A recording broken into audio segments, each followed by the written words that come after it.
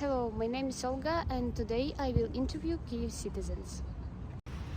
Що ви думаєте про мирний план Китаю, а також пункт щодо зняття санкцій з Росії? Ну, я вважаю, що знімати санкції з цієї країни немає потреби, і навпаки їх треба давити ще більше, бо в нашій країні гинуть люди, гинуть хлопці, дівчата, які захищають і відстоюють права нашої країни на нашій території. А знімати санкції з країни, яка просто нагло влазить за чужі межі, за чужі кордони, це буде дуже неправильно. В цілому, якою б не була війна, вона закінчується мирними переговорами. І треба навіть звернутися до того, що сказав вчора президент, що в цілому мирний план можна підтримати, а цей пункт, звичайно, він нам не підходить, бо повинні бути санкції супроти Росії для того, щоб Росія все ж таки сіла за стол переговорів. Інакше вона не сяде. То я розумію так, що в цілому добре, що Китай теж збирається прийняти участь у тому, щоб припинити війну. А мирний план, мабуть, треба, щоб пропонували ті, які в цьому зацікавлені. Це ми, перш за все ми. А Росія зараз повинна тільки аби погоджуватися, аби не погоджуватися, це її діло, як вона це буде робити. Але ми, як сторона, яка найбільш постраждала, вона повинна диктувати свої умови. І, звичайно, ми повинні зробити все. По-перше, їх витворити за кордон, а потім з ними домовлятися. Тільки тоді. Іншого бути не може. Бо якщо до мене прийшов сусід і сів у моїй хаті і каже, що я тут буду жити, а ти вон там живи, то так, поки я того сусіда не вижену за двері, я з ним розмовляти не буду. А коли вижену, тоді я буду думати, чи розмовляти, чи не розмовляти. Так. Таке наше мирний план Китаю – це дуже добре, але краще, якщо буде наш мирний план. Отак. Гарне питання. Відповім перш за все щодо цього пункту, що потрібно зняти санкції. Якщо вже цей пункт є, то мирний план за замовчуванням, і сказати, не дуже або дуже не дуже. Пояснюю, на мій погляд, коли запроваджувалися та продовжують запроваджуватися санкції, вони запроваджуються не для того, щоб когось принизити. Я маю на увазі країну-агресор Росію принизити або показати, що там ви там якісь чмошники, а весь світ нормальний. Ні, санкції запроваджуються з тою метою, щоб заборонити надходження, імпорт, також експорт матеріалів, які можуть слугувати для воєнного виробництва.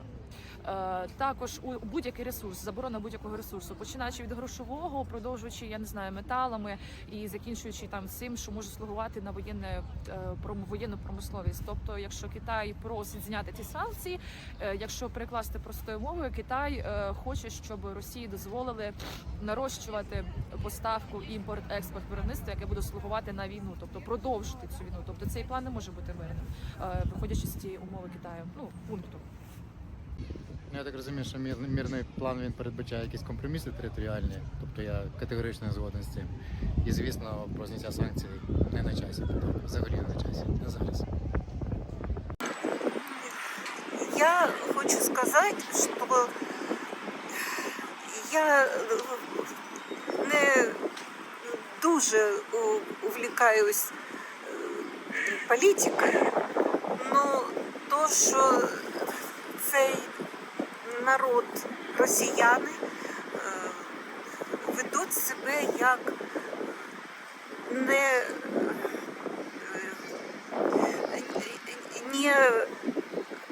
не люди, что они ведут себя как террористы. Это не война, которая сейчас у нас. Это самые настоящие бандиты, напали, террористы и методически уничтожают нас. Так вот, этот народ абсолютно недостоин того, чтобы с него снять чего-то. Их нужно будет обязательно судить, причем показательным судом, чтобы и другие народы увидели, что терроризм в любом виде терроризм, он терроризм. И люди это террористы, которые только осуждения заслуживают. И еще я хочу сказать, что я переселенка с Мелитополя. Это русскоязычный город. Да, у нас говорят все російською мовою.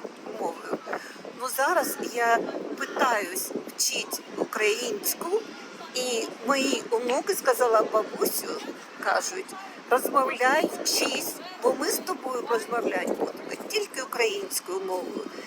Цього ніколи не було. У нас всі розмовляли, як розмовляли, так і розмовляли. А зараз це вже боляче нам чути російську мову, тому що вони з нами дуже поступають жорстоко, як бандити. От це все, що я хотіла сказати. Значить, я гадаю, що Китаю просто цікаво, щоб все це припинилося і він спокійно торгував. За чий рахунок тут вирішаться проблеми, його не цікавлять, ну, взагалі ніяк.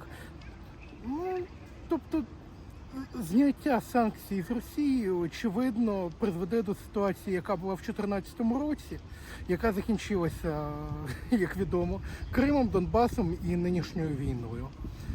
Тобто це просто не рішення.